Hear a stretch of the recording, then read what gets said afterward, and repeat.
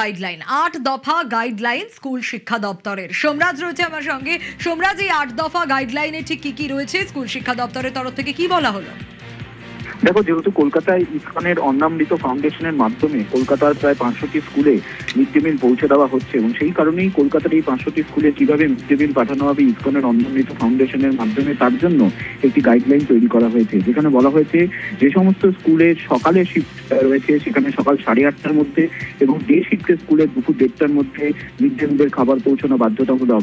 শুধু তাই না, এটাও বলা হয়েছে যে প্রতিদিন একই রুটে ফুড ট্রাক চলবে যাতে চালক এলাকায় অভ্যস্ত থাকেন। এছাড়াও যেটা গুরুত্বপূর্ণ, মুখ্যমন্ত্রী শুভেন্দু অধিকারী আগেই ঘোষণা করেছিলেন যে যারা মিড ডে মিলের কুক রয়েছেন বা হেল্পার রয়েছেন তাদের কোনো রকমই অসুবিধা হবে না। সেই অনুযায়ী গাইডলাইনে বলা হয়েছে যে ছাত্র সংখ্যা অনুযায়ী কুক কাম হেল্পার নিয়োগ করতে হবে এবং যারা যারা আছেন তাদের ব্যাংক অ্যাকাউন্ট এবং বিস্তারিত তথ্যও চাওয়া হয়েছে।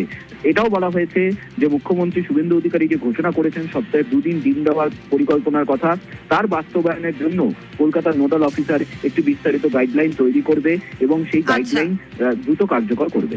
বেশ।